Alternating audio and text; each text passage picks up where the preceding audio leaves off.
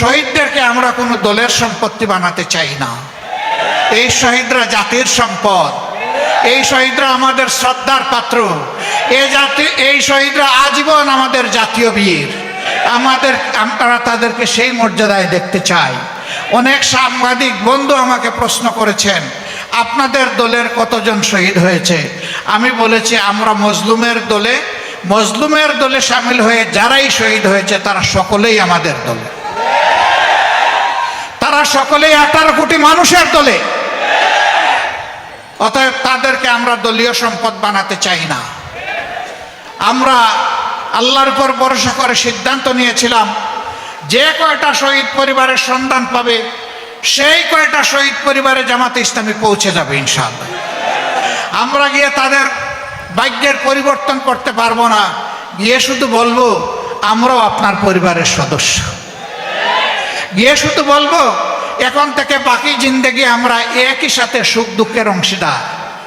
আমরা শুধু গিয়ে বলবো আপনারা যে গর্বিত শহীদ পরিবারের পিতা মাতা ভাই বোন সন্তান স্ত্রী, হাসরের দিন ওই শহীদরা যখন আপনাদের জন্য আল্লাহর দরবারে শাফাআতের দোয়া করবেন, সেদিন আমাদেরকে ভুলে যাইয়েন না, আমাদেরকেও আপনাদের সাথে রাখবেন।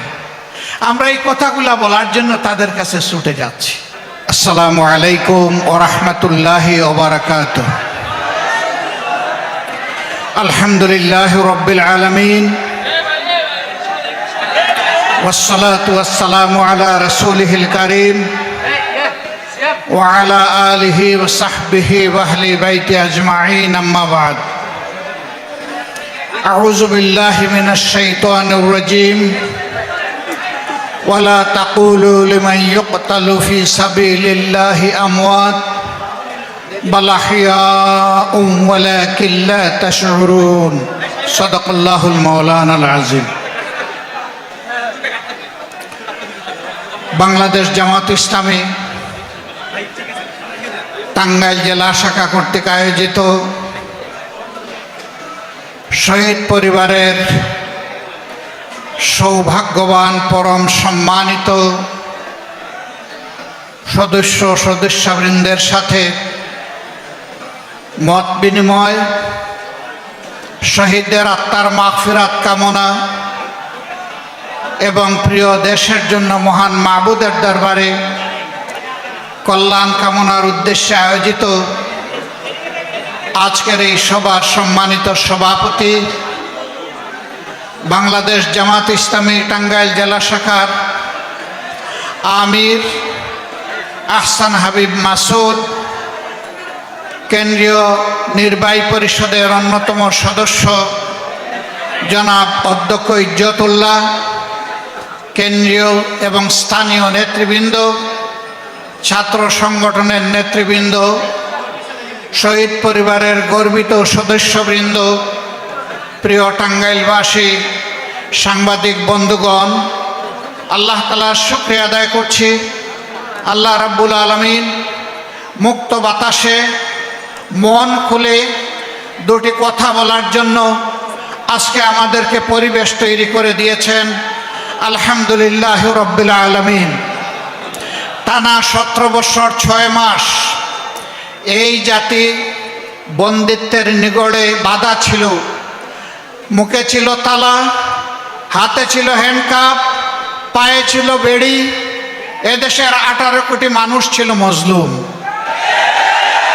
এমনকি রাস্তায় যে ভাইটি কিংবা যে বোনটি ভিক্ষা করতেন তিনিও ছিলেন মজলুম।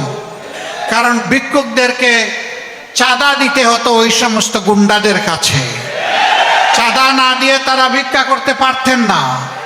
সারাদিন ভিক্ষা করে 2, 5, 10 টাকা জমিয়ে যখন নিজের জন্য পরিবারের জন্য খাবার কিনতে যেতেন, তখন 30 টাকার পেঁয়াজ তাদেরকে 300 টাকায় কিনতে হতো।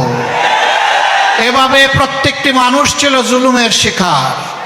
কোনো ঘরে কোনো শান্তির সামান্য লেশ মাত্র ছিল না। বাবা বেটা একসাথে বসে দুপুরের খাবার গ্রহণ করছে, তুলে নিয়ে ধরে নিয়ে বলা হয়েছে রাষ্ট্রের বিরুদ্ধে তারা ষড়যন্ত্র করছিলেন। কেউ কারো বিরুদ্ধে সামান্য একটু কথা বলেছে, মনের দুঃখ প্রকাশ করেছে, ডিজিটাল আইনে তাদেরকে ধরে নিয়ে নির্যাতন করা হয়েছে। বিদেশের মাটিতে পড়ে একজন সাংবাদিক হয়তো এই সমস্ত স্বৈরতন্ত্র এবং অনাচারের বিরুদ্ধে কথা বলেছেন, তার তরতাজা বোনটাকে ধরে নিয়ে রিমান্ডে নিয়ে টানা হেঁচড়া করা হয়েছে, মাসের পর মাস তাকে জেলে রাখা হয়েছে।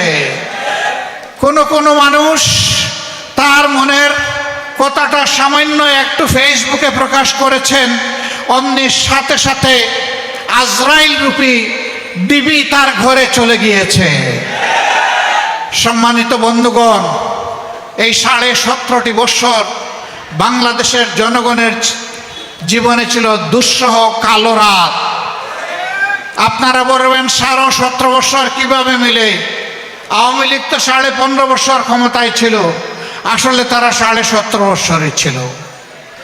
তারা 2006 সালের 28 অক্টোবর আওয়ামী লীগের নেত্রী শেখ হাসিনার নির্দেশে পল্টন সহ সারা দেশে লগি বইটার তাণ্ডব চালিয়ে শখানেক মানুষকে তারা হত্যা করেছিল। ফ্যাসিজমের সূত্রপাত ওখানেই হয়েছিল, স্বৈরতন্ত্রের পদধ্বনি ওখান থেকেই এসেছিল। তারপরে আপনারা দেখেছেন 2009 সালের 10 জানুয়ারি ক্ষমতায় আসার পরে তারা রাষ্ট্রের গর্বিত প্রতিষ্ঠান সেনাবাহিনীর কোমরে আঘাত দিয়েছে। পিলখানায় বিডিআর সদর দপ্তরে 54 জন চৌকস দেশপ্রেমিক সামরিক অফিসারকে হত্যা করেছে। পরিবারের মহিলা সদস্যকে নির্যাতিত লাঞ্ছিত করেছে, তারপরে তাদেরকে হত্যা করে ড্রেনে ভাসিয়ে দিয়েছে। সেই হত্যাকাণ্ডের বিচার আজও হয়নি, অথচ এর বলি হয়ে সেনাবাহিনীর কোমর ভেঙে দেওয়া হয়েছিল। সেনাবাহিনীকে তাদের দায়িত্ব পালন করতে দেওয়া হয়নি। একই সাথে গর্বের আরেকটা বাহিনী সীমান্তের অতন্ত্র প্রহরী বিডিআরকে ধ্বংস করা হয়েছে। 15,000 সদস্যের চাকরি কেড়ে নেওয়া হয়েছে। 500 মানুষ তারা নিহত হয়েছে। কুচক্রকারীদের চক্রান্তের বলি দিতে হয়েছে এই সমস্ত মানুষগুলোকে। ঘরে ঘরে হাহাকার। আমি অনেক যুবককে জেলে পেয়েছি, বিয়ে করে 6 মাসের মাথায় গ্রেফতার হয়ে গিয়েছে। তার ওয়াইফ 1 বছর 2 বছর 3 বছর অপেক্ষা করেছে। জেলের ভিতর থেকে ওই লোকটা বলে দিয়েছে, তুমি আর আমার জন্য অপেক্ষা করো না, তুমি মুক্ত, তুমি চলে যাও, তোমার একটা জীবন আছে। আমি কোন দিন মুক্তি পাবো আমি জানি না। ঘরে ঘরে হাহাকার। এরপরেই তারা আঘাতটা দিয়েছে বাংলাদেশ জামাত ইসলামের উপর, দেশপ্রেমিক পরীক্ষিত এই শক্তির উপর। এদেশের শত্রুরা জানে জামাত ইসলামী ভাঙবে কিন্তু মচকাবে না, অন্যায়ের কাছে মাথা নত করবে না, দেশের স্বার্থ কারো কাছে বিক্রি করতে রাজি হবে না, অন্যায়ের বিরুদ্ধে প্রতিবাদ করতে পিছপা হবে না। এই জন্য এই শক্তিকে ধ্বংস করতে হবে। 42 বছর যাদের বিরুদ্ধে কোনো থানায় একটা জিডি একটা মামলাও ছিল না, 42 বছর পরে তাদের বিরুদ্ধে মানবতা বিরোধী অপরাধের অভিযোগ আনা হলো। মিথ্যা মামলা, মিথ্যা সাক্ষী এবং সাজানো পাতানো আদালত, এই দিয়ে একজন করে শীর্ষস্থানীয় 11 জন নেতাকে, দায়িত্বশীলকে আমাদের বুক থেকে কেড়ে নেওয়া হলো। গোলাম আজম রাহিমাহুল্লাহ থেকে শুরু করে জনাব মীর কাসিম আলী পর্যন্ত তাদেরকে আমাদের বুক থেকে নিয়ে নেওয়া হলো। আমরা আল্লাহ শুকরিয়া আদায় করি। আমরা চিন্তিত নই, আমরা দুঃখিত নই। হে আল্লাহ, তোমার কাছে আমরা সাক্ষ্য দিচ্ছি, তোমার যে গোলামগুলা এই সংগঠনের সবচেয়ে উন্নত আখলাক, চরিত্রের, ইমানের, ইলমের আলোয় আলোকিত ছিল, তুমি তাদেরকে সত্যের জন্য কবুল করেছো। আলহামদুলিল্লাহ রাব্বিল আলামিন। তোমার দরবারে শুধু মিনতি, তাদেরকে মুহাক্কিক শহীদ হিসাবে কবুল করো। আদালতে আখিরাতে হযরতে হামজা রাদিয়াল্লাহু তাআলা আনহুর মিছিলে তাদেরকে শামিল করে নিও আল্লাহ। হে রাব্বুল আলামিন, জান্নাতের সিঁড়িতে আমাদের প্রিয় এই সমস্ত দায়িত্বশীলদের সাথে আমাদের মুলাকাত করিয়ে দিও। তাদের রক্ত শহীদ নিজামী বলেছিলেন তার শাহাদতের আগে যে আমার রক্ত বাংলাদেশে কথা বলবে, আমার রক্ত বাংলাদেশে পরিবর্তনের সূচনা করবে। প্রিয় ভাইয়েরা, 1, 2, 3 করে 15.5 বছর জাতির উপরে এরা স্টিম রুলার চালিয়েছে। সবচেয়ে বেশি আঘাত দিয়েছে জামাতে ইসলামী, ইসলামী ছাত্র শিবিরের উপর। আমাদের মতো মজলুম সংগঠন আর কেউ না। আর কারো এতগুলা নেতাকে হত্যা করা হয়নি, আর কারো বাড়িঘর বুলডোজার দিয়ে ভাঙা হয়নি, আর কারো বাড়িঘরে আগুন দেওয়া হয়নি, লুটপাট করা হয়নি। আমাদের পর্দানসীন মা বোনদের ইজ্জত নিয়ে টানাটানি করা হয়েছে। আমরা সেদিন চোখের পানি দিয়ে শুধু আল্লাহকে বলেছি, আল্লাহ তুমি দেখো, তুমি সামিউন বাসির, তুমি সীমাহীন দৃষ্টিশক্তির মালিক, আর তোমার কান থেকে কিছুই বাদ যায় না, তুমি সব শুনো। মজলুমের আহাজারি আল্লাহ শুনেছেন। তিলে তিলে এই দুঃখ ব্যথা বেদনা জমা হয়েছে। মজলুম শুধু আমাদের সংগঠন ছিল না, এরপরেই আপনারা লক্ষ্য করেছেন হেফাজতে ইসলামের বিশাল সমাবেশে 13 সালের 5 মে আঘাত দেওয়া হয়েছে, অন্যায়ভাবে তাদেরকে হত্যা করা হয়েছে। সম্ভবত ওনাদের বাড়ি আপনাদের এলাকায়। তিনি এই কয়েকদিন আগেও বলেছেন 13 সালের 5 মে শাপলা চত্বরে 12টার পরে সাফ করে দিয়েছে। যাদেরকে সাফ করে দেওয়া হয়েছিল তারা আল্লাহর দরবারে চলে গেছে, কিন্তু যারা সাফ করেছিলেন আজকে তারা কোথায়? তুইজ্জু মান তাশাউ ওয়া তুযিল্লু মান তাশাউ বিয়াদিকাল খায়র ইন্নাকা আলা কুল্লি শাইইন কাদির। অহংকার মারাত্মক। এটি হচ্ছে আল্লাহ তাআলার চাদর। এটা নিয়ে কেউ টানাটানি করুক, আল্লাহ এটা বরদাস্ত করেন না। এই জন্যে অহংকারীরা 2 দিন আগে হোক পরে হোক তাদের পূর্ণ পাওনা তারা সমঝে পায়। আমাদের চরিত্রে কালিমা লেপন করা হয়েছে। আল্লামা দিলওয়ার হোসেন সাঈদীর মতো মানুষকে বলা হয়েছে তিনি ধর্ষক, নাউজুবিল্লাহ। তিনি খুনি, তিনি লুটেরা, তিনি অগ্নিসংযোগকারী। দেলু রাজাকারকে চালান দিয়েছে দেলওয়ার হোসেন সাঈদীর নামে। এখন সেই মামলার বাদী কেঁদে কেঁদে বলছে বন্দুকের নলের সামনে আমাকে বাধ্য করা হয়েছে অভিযোগপত্রে স্বাক্ষর করতে। যারা বাধ্য করেছিল এখন আমি তাদের বিরুদ্ধে মামলা করতে চাই। সময় কারো নিয়ন্ত্রণে থাকে না, সময় আল্লাহ তাআলার নিয়ন্ত্রণে। সময় বদলায়, পরিবেশ বদলায়। সত্যকে চাপা দিয়ে রাখা যায় না, সত্য মাটির নিচ থেকে উঠে আসে। এভাবে নির্যাতন করা হয়েছে বিএনপির উপর, নির্যাতন করা হয়েছে গণ অধিকার পরিষদের নেতৃবৃন্দের উপর, নির্যাতন করা হয়েছে সাধারণ মানুষের উপর, হত্যা করা হয়েছে সাংবাদিক বন্ধুদেরকে। কালো আইনে তাদেরকে টেনে এসে নেওয়া হয়েছে জেলে। তারা কারে বাদ দিয়েছে? কাউকেই বাদ দেয়নি। সবাইকে নিষিদ্ধ নিষিদ্ধ, সবাই রাজাকার, সবাই রাজাকার। এখন কি বলে? এখন তরুণ কমল ছাত্রছাত্রীরা কি বলে?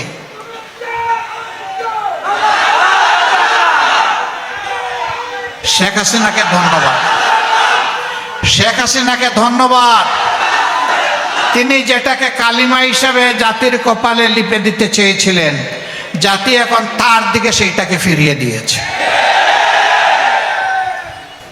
এমন রাজনীতি করলেন, বললেন যে উন্নয়নের রাজপথে দেশকে উঠায় দিয়েছেন, বললেন যে বাংলাদেশ হচ্ছে সারা বিশ্বে উন্নয়নের রোল মডেল।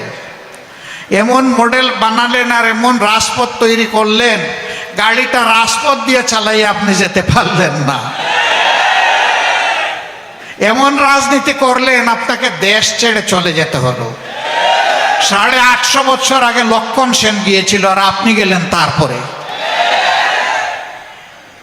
কি রাজনীতি করলেন আপনি এবং আপনার সাঙ্গপাঙ্গরা? এখন আপনাদের মধুর হাড়ির সন্ধান পাওয়া যাচ্ছে।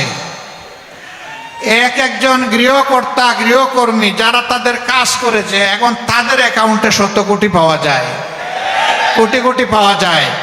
আলাউদ্দিনের চেরাগ জ্বলে, আর সেই তারাই বেগম খালেদা জিয়াকে 3 কোটি টাকার জন্য মামলা দিয়ে বলেছেন তিনি এতিমের মাল আত্মসাৎ করেছেন। এই জন্যে তাকে সাজা দেওয়া হয়েছে, তাকে একা জেলে রাখা হয়েছে, তাকে উপহাস করে বলা হয়েছে আপনি আর কি চান, একটা জেল পুরো আপনাকে দিয়ে দিয়েছি। এইভাবে অহংকার, উপহাস, মানুষের প্রতি ঘৃণা তারা ছড়িয়েছিলেন, জাতিকে ভাগে ভাগে বিভক্ত করেছিলেন, মেজরিটি মাইনরিটি নাম দিয়ে মুখামুখি করে ফেলেছিলেন। আলহামদুলিল্লাহ, আমরা ধন্যবাদ জানাই আমাদের কলিজার টুকরা ছাত্র যুব সমাজকে। আমরা যে আন্দোলনের সূচনা করেছিলাম 15.5 বছর আগে, তার পরিসমাপ্তি টেনেছে তারা। আল্লাহর দরবারে শুকরিয়া, আল্লাহ তাদের সম্মান বৃদ্ধি করে দিন, এদেশের বৃহত্তর খেদমতের জন্য তাদেরকে কবুল করুন। তারা একটা অসম্ভব ধরনের কাজের নেতৃত্ব দিয়েছে, জীবন বাজি রেখে নেতৃত্ব দিয়েছে। এ কাজ করতে গিয়ে হাজার কানেকের ঊর্ধ্বে আমাদের কলিজার টুকরা সোনার ছেলেরা মেয়েরা চলে গেছে। এখানে কোনো দলমত নাই, এখানে কোনো ধর্ম নাই, এখানে সকল ধর্মের মানুষ অংশগ্রহণ করেছে, সকল ধর্মের মানুষই মারা গিয়েছে, নিহত হয়েছে, আহত হয়েছে। শহীদদেরকে আমরা কোনো দলের সম্পত্তি বানাতে চাই না। এই শহীদরা জাতির সম্পদ, এই শহীদরা আমাদের শ্রদ্ধার পাত্র, এই শহীদরা আজীবন আমাদের জাতীয় বীর। আমরা তাদেরকে সেই মর্যাদায় দেখতে চাই। অনেক সাংবাদিক বন্ধু আমাকে প্রশ্ন করেছেন আপনাদের দলের কতজন শহীদ হয়েছে। আমি বলেছি আমরা মজলুমের দলে সামিল হয়ে যারাই শহীদ হয়েছে তারা সকলেই আমাদের দলে, তারা সকলেই 18 কোটি মানুষের দলে। অতএব তাদেরকে আমরা দলীয় সম্পদ বানাতে চাই না। আমরা আল্লাহর উপর ভরসা করে সিদ্ধান্ত নিয়েছিলাম যে কয়টা শহীদ পরিবারের সন্ধান পাবে সেই কয়টা শহীদ পরিবারে জামাতে ইসলামী পৌঁছে যাবে ইনশাআল্লাহ। আমরা গিয়ে তাদের ভাগ্যের পরিবর্তন করতে পারবো না, গিয়ে শুধু বলবো আমরাও আপনার পরিবারের সদস্য। গিয়ে শুধু বলবো এখন থেকে বাকি জিন্দেগি আমরা একই সাথে সুখ দুঃখের অংশীদার। আমরা শুধু গিয়ে বলবো আপনারা যে গর্বিত শহীদ পরিবারের পিতা মাতা ভাই বোন সন্তান স্ত্রী, হাসরের দিন ওই শহীদরা যখন আপনাদের জন্য আল্লাহর দরবারে শাফাআতের দোয়া করবেন সেদিন আমাদেরকে ভুলে যাইয়েন না, আমাদেরকেও আপনাদের সাথে রাখবেন। আমরা এই কথাগুলা বলার জন্য তাদের কাছে ছুটে যাচ্ছি। সম্মানিত ভাইয়েরা, আহত হয়েছে লাখো লাখো তরুণ যুবক, সাধারণ মানুষ, আলিম উলামা এই আন্দোলনে একাকার হয়ে গিয়েছিলেন। আল্লাহু আকবার। আমরা তাদের সকলের কাছে যেতে পারিনি বলে দুঃখিত, কিন্তু আমরা আমাদের স্থানীয় সবগুলা সংগঠনকে বলেছি যেখানেই আহতের সন্ধান পাবেন সেখানেই চলে যান, ওর কপালে চুমু দেন, ওর জন্য দোয়া করেন, আল্লাহ যেন তাকে শিফার নিয়ামত দান করেন, সে যেন সুস্থ হয়ে উঠে এই জাতির জন্য আবার লড়াই করতে পারে। আমি হাসপাতালে গিয়েছি, হাত নাই পা নাই, জিজ্ঞেস করেছি তোমার অনুভূতিকে, বলে যে আমি খুব খুশি। আমি বলি কেন তুমি খুশি? ওই আমার দেশ স্বাধীন হয়েছে। আল্লাহু আকবার, আল্লাহু আকবার। আমি জিজ্ঞেস করেছি বাকি জিন্দেগি তোমাকে তো সতর্ক হয়ে চলতে হবে, বলে যে প্রয়োজনে আবার লড়াই করব, এক হাত চলে গেছে আরেক হাত দেওয়ার জন্য প্রস্তুত আছি। স্যালুট, ওদেরকে সালাম জানাই, আল্লাহ এদের ইজ্জত বৃদ্ধি করে দিন। এরকম সন্তানেরা যে মায়ের গর্ভে জন্ম নিয়েছে সেই মা অবশ্যই সৌভাগ্যবান মা, আমরা সেই মায়ের জন্যও দোয়া করি। সম্মানিত বন্ধুগণ, দুঃখের কাহিনী, শহীদ পরিবারের কাছে যখন যাই দুঃখ ধরে রাখতে পারি না। একজন একটু আজানের জবাব দেবেন। আমি রাজশাহীতে গেলাম, একটা তরুণী মেয়ে, তার শাশুড়ি এবং পরিবারের সদস্যরা তার নিয়ে আমার সামনে আসলেন। সে বিয়ের হয়েছে 1 বছর, স্বামী রিক্সা চালাতেন, এই আন্দোলনে তিনি শাহাদত বরণ করেছেন। আমি তাকে জিজ্ঞেস করলাম, মা তুমি কেমন আছো? সে কেঁদে দিয়ে বলল, আপনি আমাকে মা বলেছেন, আমি শান্তি পেলাম, কিন্তু আমার গর্ভের সন্তানের কি হবে? আমার গর্ভে তো 6 মাসের সন্তান। সে চোখে অন্ধকার দেখছে। আমি তাকে বললাম, আল্লাহ আছে, আর আজকে থেকে তোমার সন্তানের আমরা হচ্ছি অংশীদার। এই সন্তান জন্ম নেও, একটা সুস্থ সন্তান হিসেবে আমরা দোয়া করি। ছেলে হোক মেয়ে হোক, যতদিন তার লেখাপড়ার প্রয়োজন হবে, এই বেড়ে ওঠা পর্যন্ত এই দায়িত্ব বাংলাদেশ জামাতে ইসলামের। তোমারও পরিবারের দায়িত্ব বাংলাদেশ জামাতে ইসলামের। আমি কথা বলেছি ঠিকই, কিন্তু আমি কি তার স্বামী ফিরিয়ে দিতে পারবো? ওই সন্তান যখন ভূমিষ্ঠ হবে, তার মুখে যখন জবান ফুটবে, সে কি বাবা ডাকার কাউকে পাবে? যখন দেখবে তার মতো সন্তানেরা কাউকে বাবা ডাকে, কাউকে চাচা ডাকে, তখন সে চাচা পাবে, কিন্তু বাবা তো পাবে না। ঠিক ঢাকার সাইনবোর্ড এলাকায় এক মহিলা, তিনি ওই সমস্ত গুলাগুলির দৃশ্য দেখার জন্য জানালায় একটু মুখ বাড়িয়েছিলেন। আকাশ থেকে ছোড়া গুলা এসে তার বুক এফোড় ওফোড় দিয়ে তাকে দুনিয়া থেকে নিয়ে গেল। তার 2 মাসের সন্তান, স্বামী গার্মেন্টস কর্মী, গরিব মানুষ। আমরা বলেছি আমরাও আপনার পরিবারের সদস্য, এবং আপনি এখন থেকে আমাদের পরিবারের সদস্য।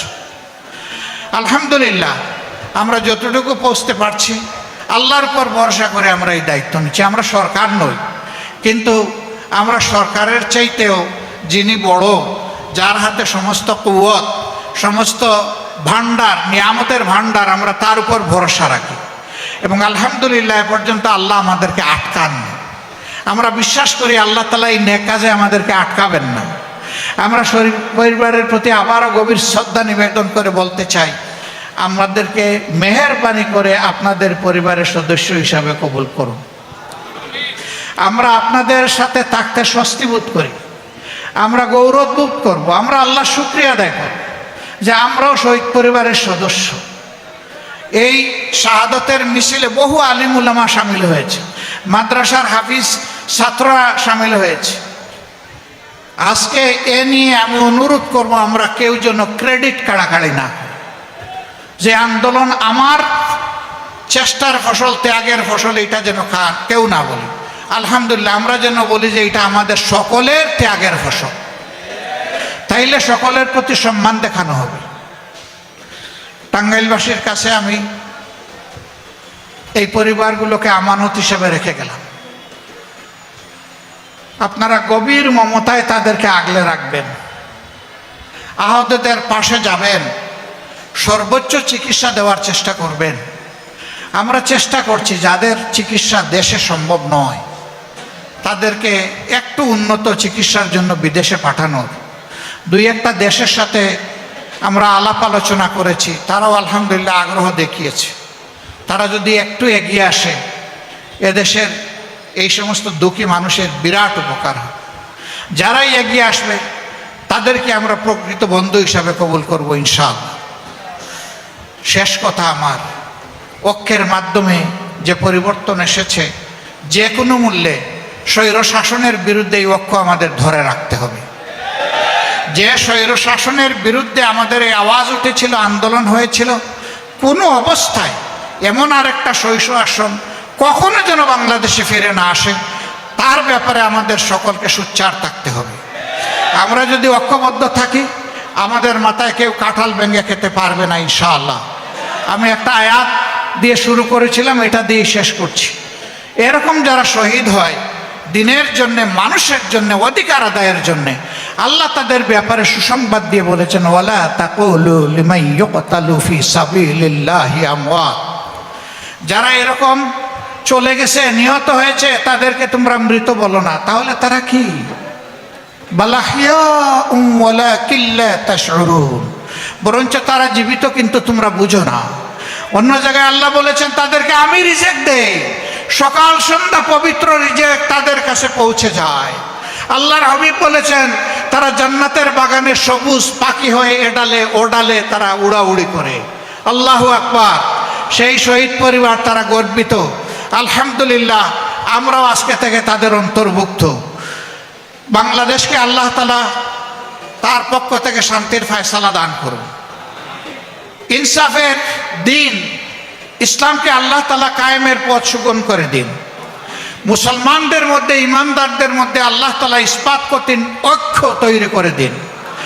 কোনো দুশ্মনী যাতে এই ঐক্যে কোনো ধরনের ফাটল সৃষ্টি করতে না পারে, আল্লাহ এই জন্যে আমাদেরকে কাজ করার তৌফিক দান করুন। আপনাদের সকলকে ধন্যবাদ। আমাদের জন্য একটু শুধু দোয়া করবেন, ক্ষমতা নয়, আমরা যেন এদেশবাসীর একটু সেবা করে যেতে পারি, আল্লাহ যেন এই সুযোগটা আমাদেরকে দান করেন। আসসালামু আলাইকুম ওয়া রাহমাতুল্লাহ। বাংলাদেশ জিন্দাবাদ, বাংলাদেশ জামাতে ইসলামী জিন্দাবাদ।